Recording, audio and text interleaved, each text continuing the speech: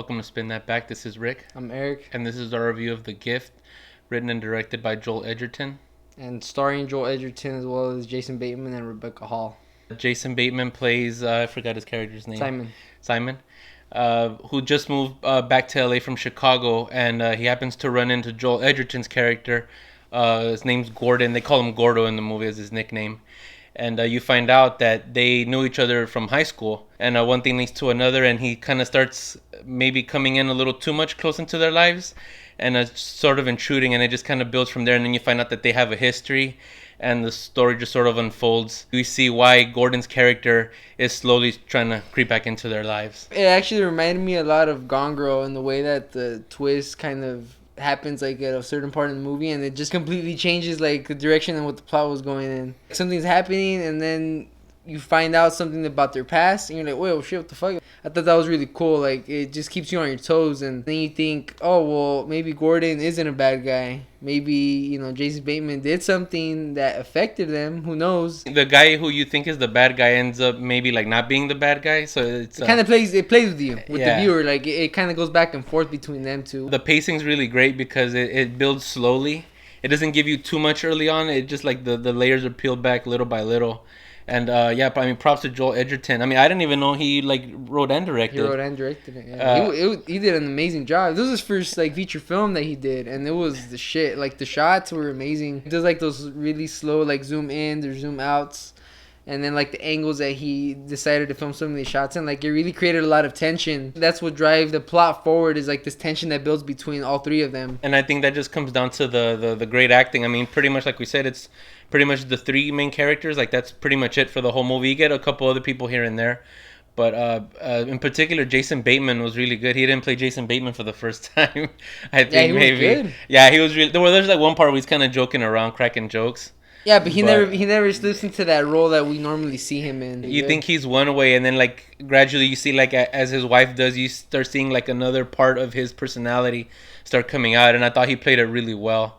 Joel Edgerton too was really good. Yeah, he was. And what's weird is he's supposed to be the main sort of focus on the movie, and then now that I thought about it, there's a big chunk in the middle where he doesn't even come out. He doesn't come out. No. But his character, his presence is felt, and I thought that's that. Obviously that comes out to great directing, but his performance, in the beginning, and then throughout the movie as well. I hope he does more films, because if he does something similar to this in the future, I think he could just improve on it, and this was already a great start for him as a director, so big ups to that. Yeah. I think one of the things that I thought I didn't like at first were some of the jump scares. There's a couple of jump scares in the movie, but then I guess the more I thought about it, they kind of served a purpose, because when it starts coming down later on in the movie, there's these things going on, and you don't know exactly who's doing it, and it kind of messes with your head, because the Jason Bateman and Rebecca Hall's characters, they start feeling that tension building, and they start feeling uncomfortable in their own home,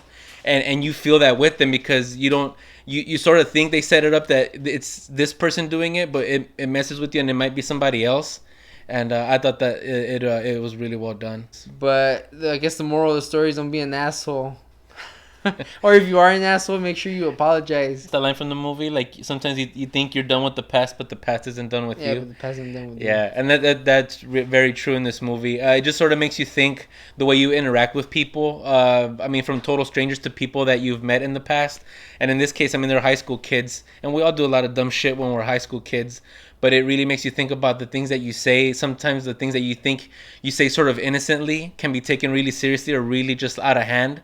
And can really ruin somebody's life, and this really examines it in a really great way, and that tension building, it just all leads up to that. And all three of these characters, they have a dark past, because even you find out one of the reasons why Jason Bateman and Rebecca Hall's characters moved back was they were kind of trying to do a fresh start. Maybe if we move to LA and kind of start fresh, it might help us kind of forget about the past. And it's really cool, because you feel all three of these characters, they have things in their past that they kind of want to forget about, but it ends up coming back in the very end. I think our biggest complaint was that the fact that Jason Bateman's character sold security systems, but yet he didn't have one in his house. It's not a perfect movie, but I had just very few complaints. I wasn't ever once taken out of the experience. Like that was like that Yeah. tension building throughout the entire movie, and it doesn't die down. Yeah, so in closing, I love this movie. Like I said, probably one of my favorite movies of the year. It was just like a really, really dope movie.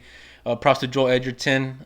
Looking forward to see what else he's gonna do. I loved it, so I give it motherfucking tizzy. It really caught me off guard because I didn't expect it to be as good as it was. So yeah, I love this movie. I also give it Motherfucking tizzy. I don't do spoiler reviews too much, but a movie like this, I think, sort of asks for it. So I will link to that down below. Hit that thumbs up button, comment, subscribe, share, and we'll catch you on the next one.